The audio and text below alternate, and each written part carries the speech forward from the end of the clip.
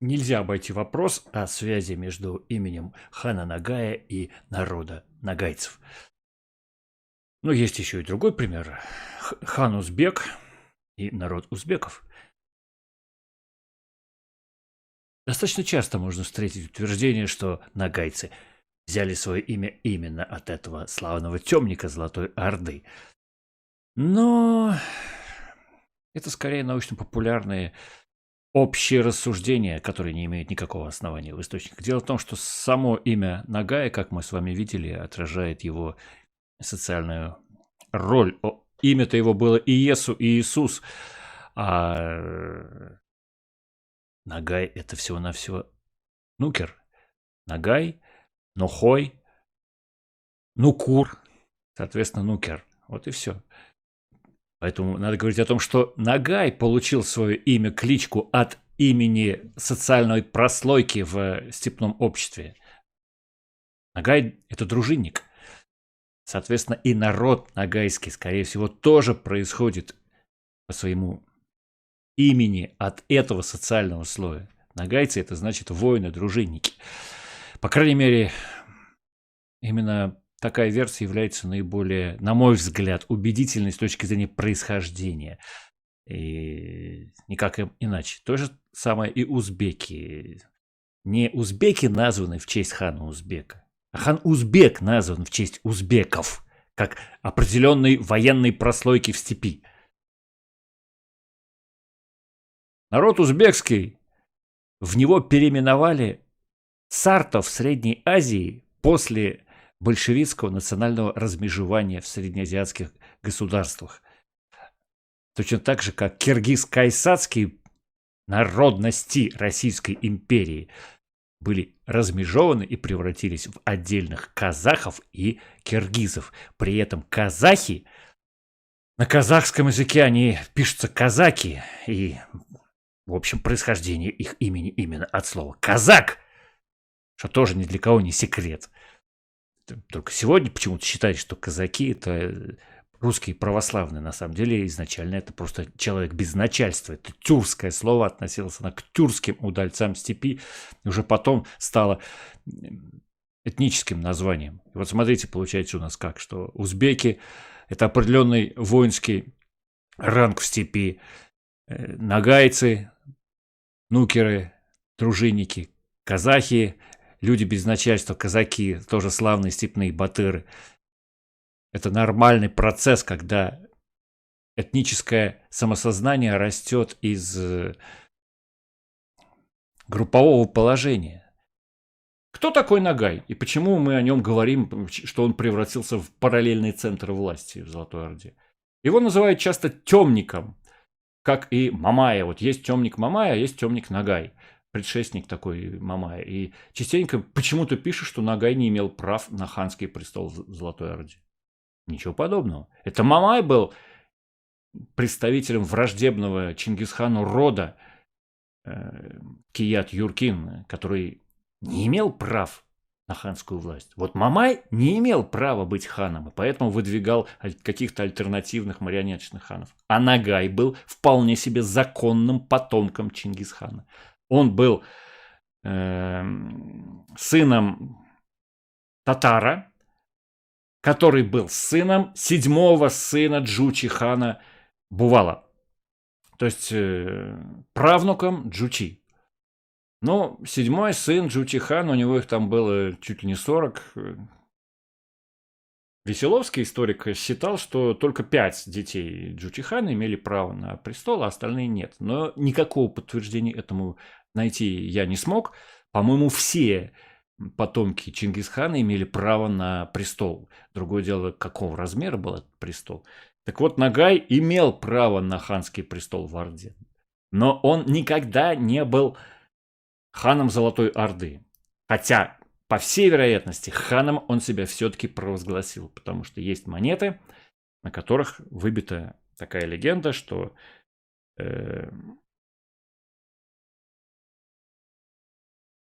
почитателю Аллаха и его пророка справедливый Нагай хан. Почитатель Аллаха и его пророка справедливый Нагай хан. У нас в изучении истории нашей страны, как правило, после монголо-татарского нашествия сразу переходит к Ивану Кулите, а потом к Куликовской битве.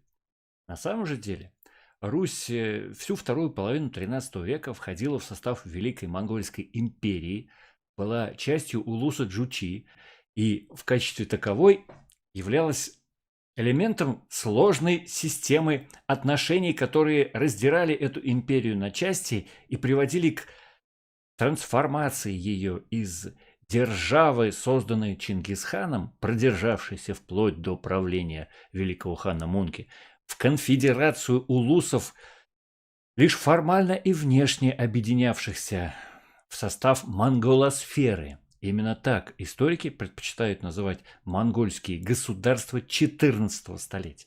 Но в то же самое время мы говорим и о золотом веке монголов, о золотом веке монголосферы, которые впервые объединили Евразию, пусть в культурном, экономическом и в частично политическом пространстве, ну, примерно как Евросоюз сегодня объединяет разные государства Старого континента. Русь во второй половине XIII века была частью огромной державы, которая была гораздо больше Советского Союза. И эта держава простиралась от Балтийского моря до Желтого, и от пустыни, ну, скажем так, новгородские владения заканчивались на Груманте, это Шпицберген.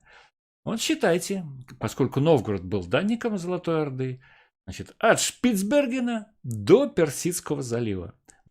И нельзя понять того, что происходило на Руси, не поняв того, что происходило в Монгольской империи. А что, если мы чуть шире взглянем на то же самое? А мы с вами говорили об этом, что в это же самое время в Монгольской империи в целом шла ожесточенная борьба за верховную ханскую власть между Хубилаем с одной стороны и Арих-Бугой и Хайду с другой стороны. Об этом есть соответствующее видео на канале. И эта борьба захватила все улусы, потому что на стороне Хайду выступали чагатаиды Средней Азии и выступали золотоордынские ханы, а на стороне Хубилая выступал, соответственно, Ильханатский Иран. Это была такая мировая, глобальная, гражданская монгольская война. И вот малой частью этой глобальной мировой гражданской монгольской войны была междоусобица в Золотой Орде, а еще малой частью этой междоусобицы была грызня за великокняжеский престол на Руси, в русском улусе, который подчинялся Золотой Орде. Нагай, по-видимому, родился где-то в 1220-е годы, потому что он участвовал уже в походе Бату-хана на Венгрию и впервые появляется на страницах источников в 1241 году на смотре, который устроил Бату при возвращении из западного похода. И затем активная его роль начинается уже в 1250-е годы, когда вспыхивает борьба за власть после смерти Бату-хана.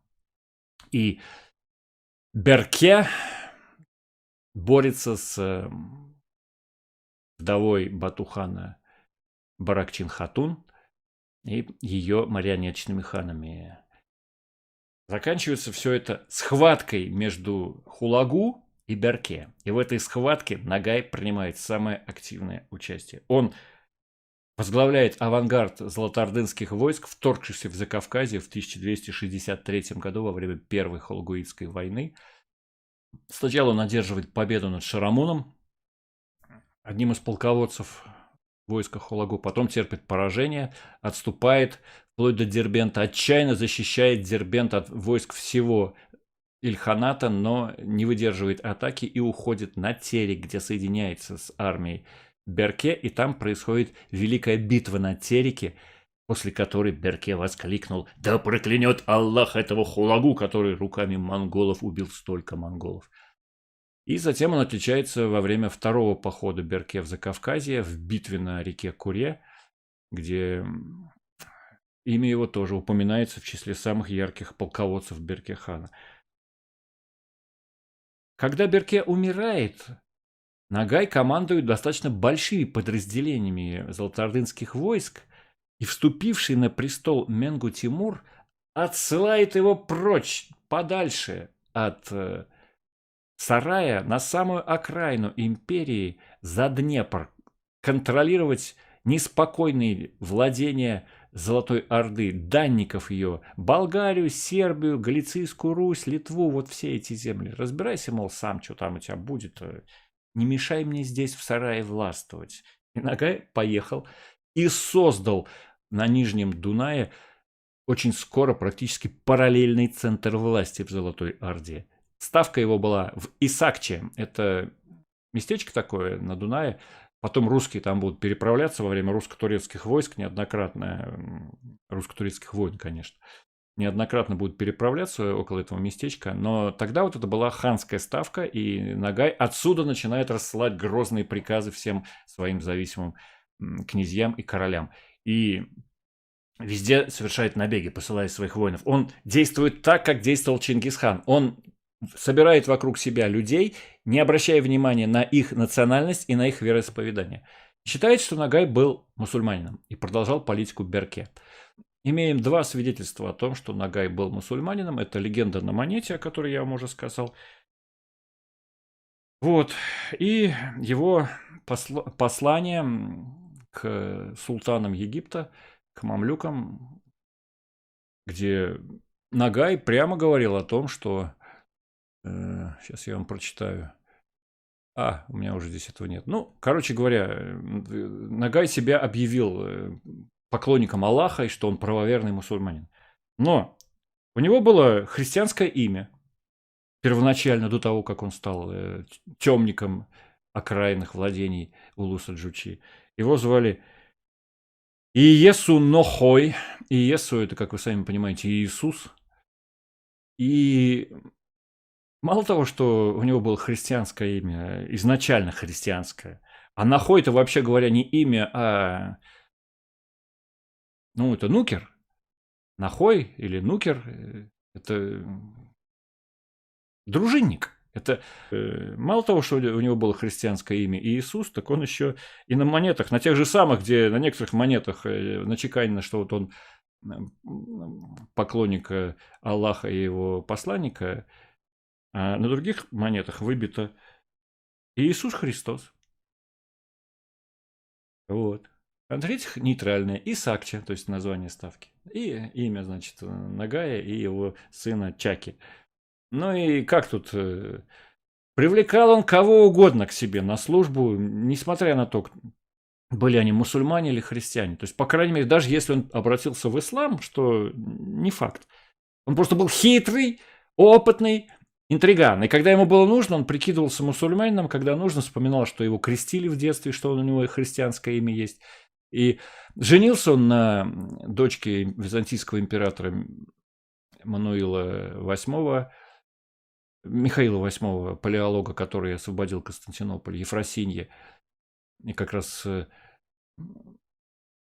дочку свою от этого брака, Анну, опять-таки, согласитесь, совсем не мусульманское имя, он выдал замуж за русского князя Федора Черного, то есть красного или по-другому красивого князя Ярославского, который долгое время служил в Орде, и Ногай ему потом даже подарит владение от Казани до Самарской Луки, такие вот территории выделит ему в держание, чтобы он кормился с них. Потому что Федор Черный долгое время на Русь возвратиться не мог или не хотел. Только потом он вернется вместе со своей татарской женой, кстати говоря. Вот. Ну и как вот это все совместить? У меня это совмещается только одним образом, что Ногай, как и Чингисхан, относился к религии вполне равнодушно и привлекал и христиан, и мусульман, и язычников, всех привлекал к себе на службу. Об этом писал византийский историк Георгий Пахимер, который прямо перечисляет в числе народов, объединенных Ногаем, русских, кипчаков, алан, ясов и зихов. Зихами греки традиционно называли косогов, племена северокавказские, ну, черкесов по-другому. Откуда черкесы и аланы в Улусе Ногая? Вот как раз из тех его походов за Кавказе, откуда его потом Менгу-Тимур перебросит на запад. Он с собой увел 8 тысяч воинов аланских и значительное количество воинов косожских. И по имени этих Алан, по-другому Ясов, названа столица Молдавии, Яссы. Правда, они потом там не останутся, после смерти Нагая они убегут в Византию. И для нас тут важно то, что эти воины были христиане, потому что осетины были христианами, аланы были христианами, причем с древнейших еще времен. И когда они убежали в Византию, византийцы их приняли как своих, потому что они были православными, их в Малую Азию отправят.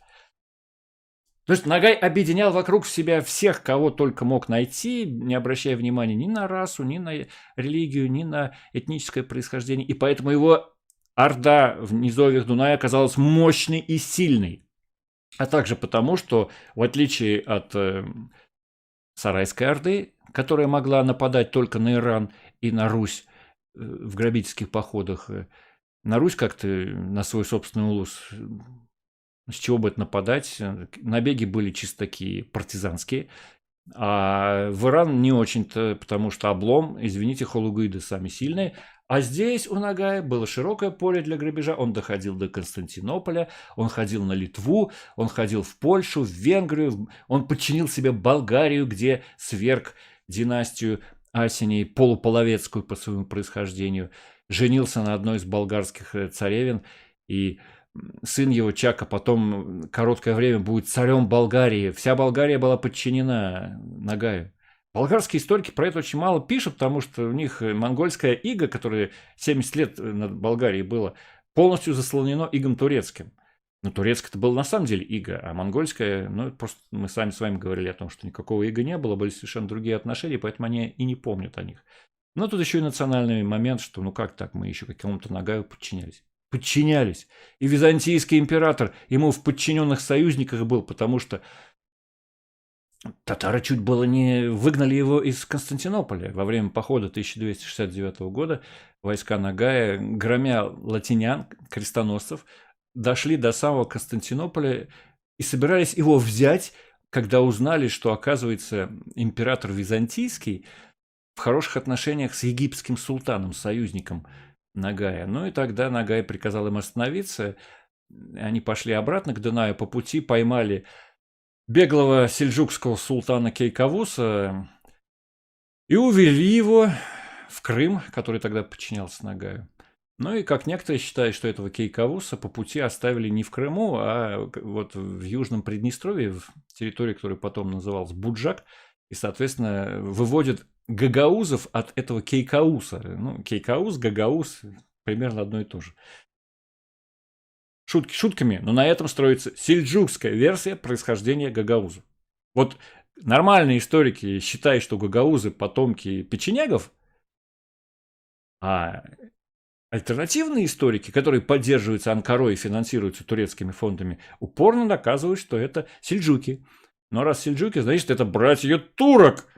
И пантюркистская идея во всей своей красе, она же никуда же не делась. У Анкары совершенно блестящий пантурецкий проект объединить всех тюрок от Средиземного моря до Ледовитого океана, до Якутии, в единую державу и противопоставить эту Туранскую империю всем остальным.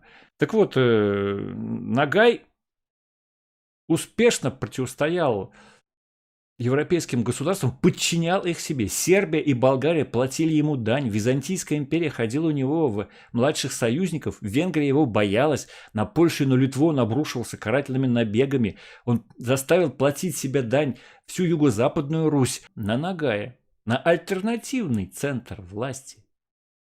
И решил, что раз мне не дает ярлык хан в сарае, поеду-ка я в Исакчу к Нагаю. И поехал. И Нагай ему ярлык дал, свой ярлык.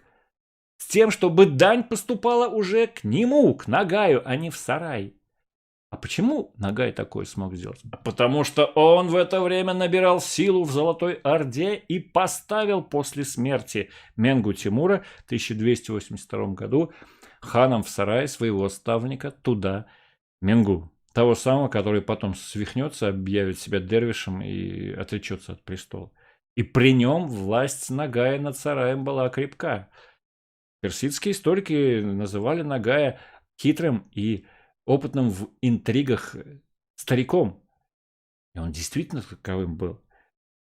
И он, собирая вокруг себя тумены, понимал, что он должен контролировать сарай, чтобы ему в спину не ударили.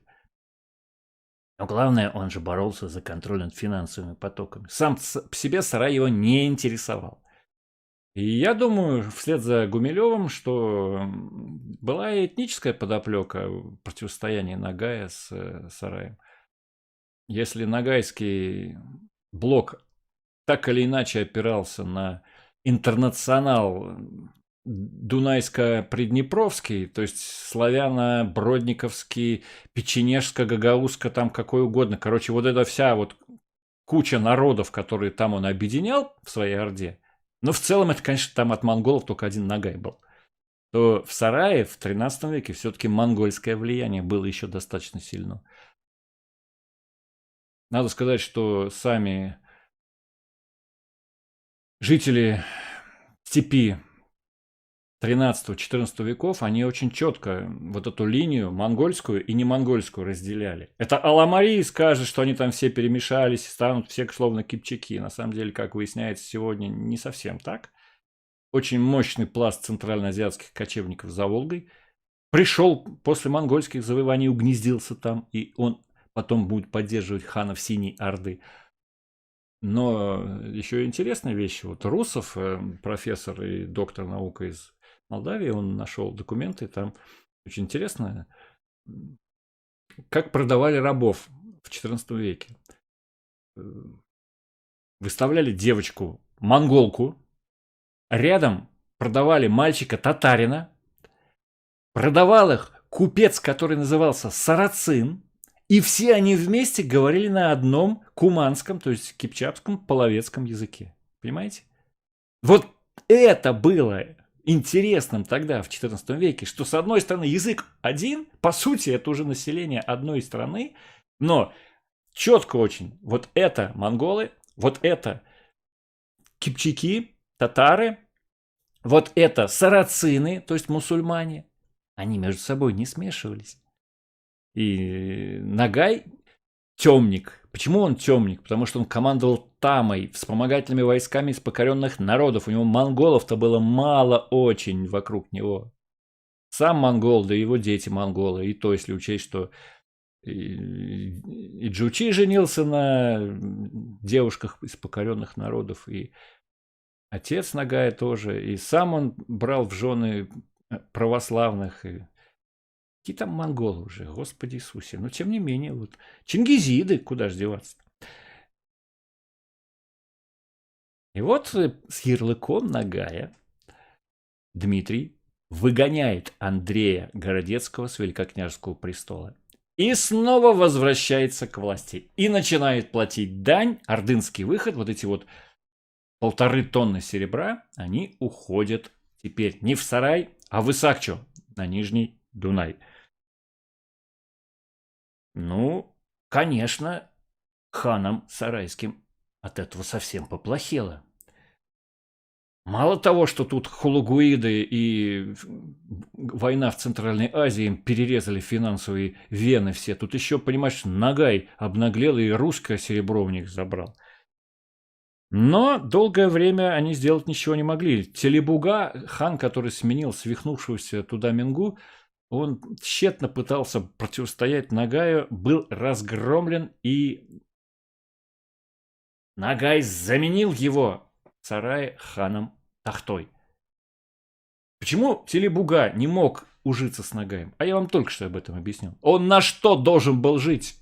На вот этот сякнущий поток таможенных сборов с узенького ручейка, который остался от Великого Волжского торгового пути, то, что текло теперь в Ургенч. Этого было мало. А у Нагая серебра было много. Все русское, и добыча, и все такое. Либо ты борешься с Нагаем, либо Нагай будет ханом в Золотой Орде, а ты будешь никем. Начал бороться, проиграл, был разбит, свергнут. Нагай поставил Тахту, хана из Заяицких, потомков Джучи из Синей Орды. Тахта был поклонником буддизма. А Нагай тоже мусульманин был, если и был, очень такой сомнительный. Поэтому, по сути, никакого религиозного подтекста в их борьбе не было. Но Тахта, сначала исполнявший волю Нагая беспрекословно, ну, например, Нагай приказал ему умертвить 23 эмиров ордынских, в том числе собственных детей Тахты. И Тахта подчинился. И он убил 23 эмира, в том числе своих 2 сыновей. А после этого эмиры побежали от Тахты к Нагаю, потому что если он убил своих детей и столько эмиров, то что нам тут от него ждать? А потом у него и денег нет. И тогда Тахта понял, что подчиняться Нагаю – это затягивать удавку на своей собственной шее.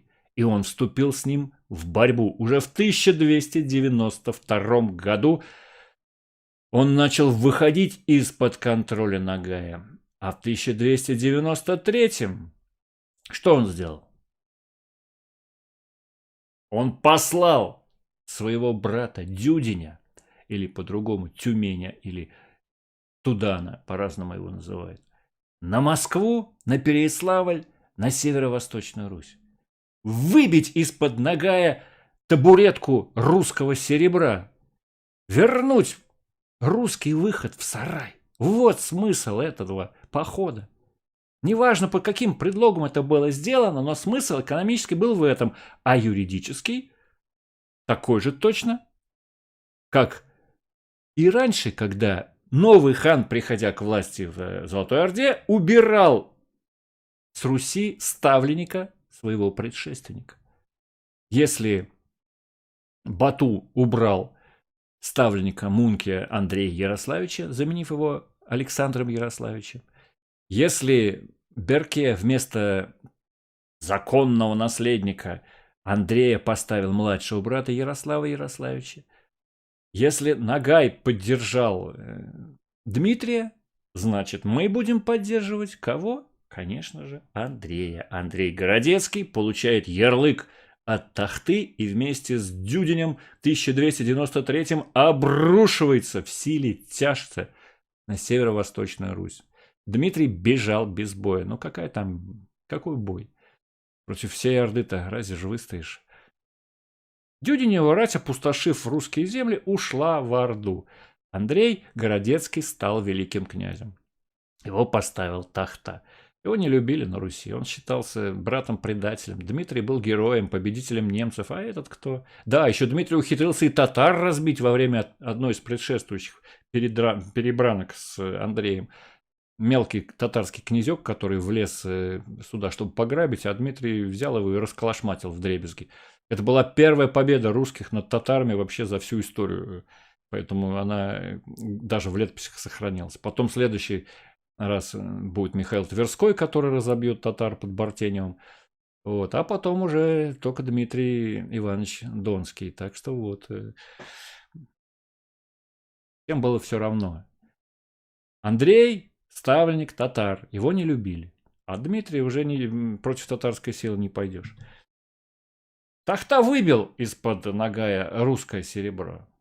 Нагай понял, что дела поворачиваются нехорошо. И стал собирать силу для войны с Тахтой. И Тахта стал собирать силу. Но в отличие от предшествовавших Тахте ханов из дома Бату, которые контролировали Поволжье, и опирались они на местных сартаулов, то есть такое смешанное мусульманизированное население городов торговых по Волге, Тахта представлял настоящих монгольских наёнов оттуда, с востока, из-за Яика. И в его войске были еще такие вот суровые поклонники Ясы Чингисхана. Он умел воевать по-монгольски, а не по-половецки. И войско его было в этом плане, конечно, грозной силой. Между ними конфликт назревал, а потом и вылился в знаменитую историю с послами, когда Тахта, собрав силы, послал вестника Нагаю, уже провозгласившему себя на монетах, по крайней мере, ханом. И посланник этот привез Нагаю плуг, привез пучок стрел. И что он там еще ему привез-то? Посланник Тахты привез Нагаю молчаливое послание. Лук, пучок стрел и горсть земли. И ни одного слова. Но это знаменитая история, которая Геродота напоминает, как скифские послы привезли царю Дарию мышь в банке, стрелу и что-то там еще. И персидские вельможи долго не могли понять, что это значит. Вот так же примерно на 2 страницах расписывается в источниках, как вельможи Нагая пытались понять. Но, по-моему, это все вот такой мистифицированный рассказ из старых источников, извлеченный и прилепленный к новой жизни. На самом деле, может, все было попроще. Но, тем не менее, Нагай эту загадку разгадал и отправил гонца к Тахте с такими словами. «Мои кони хотят пить. Напою их водой из Дона». И после этого война стала неизбежным. Нагай с огромной силой обрушился на улус Тахты и разгромил хана Сарайского. Вдребезги разгромил. Тахта бежал, сарай был беззащитен. Нагай дошел до сарая и не ограбил его. Не знаю, чем он руководствовался, может быть, общемонгольскими интересами, имперскими, может, еще чем, но он запретил грабить беззащитный город, великую столицу Орды. И запретил кочевников вокруг него грабить. И ушел. Может быть, он понимал, что его туда, на восток далеко, смысла нет идти, потому что его там не поддержат, что центр его владений все-таки на Дунае. Но он ушел. И вот после этого от него стали уходить эмиры, потому что Нагай нарушил завет Чингисхана добить побежденного и отдать его владение в добычу своим воинам. Не получившие добычи воины разбежались и перешли к тому, кто им эту добычу обещал. То есть они перешли от Нагая к Тахте.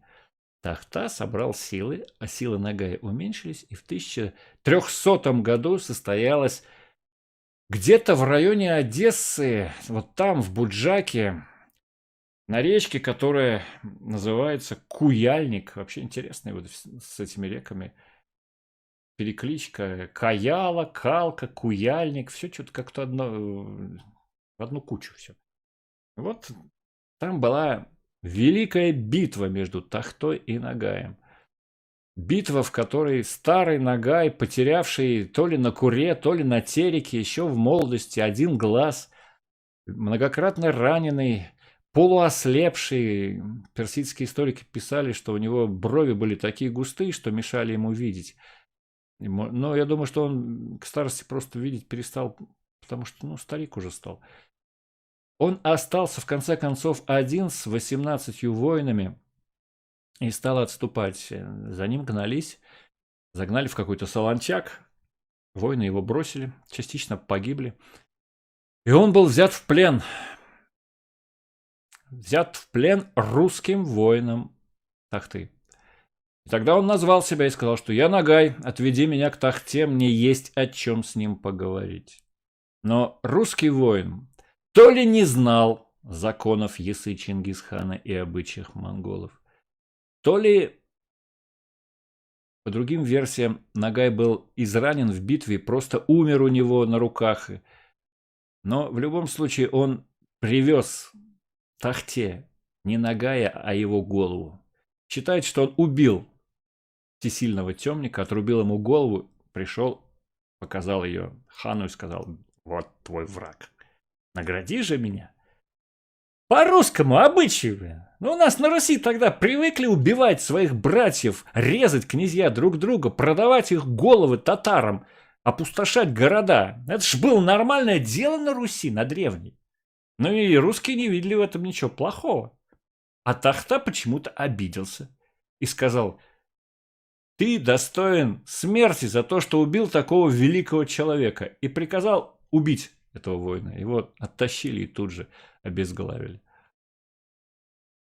Разница культурного подхода.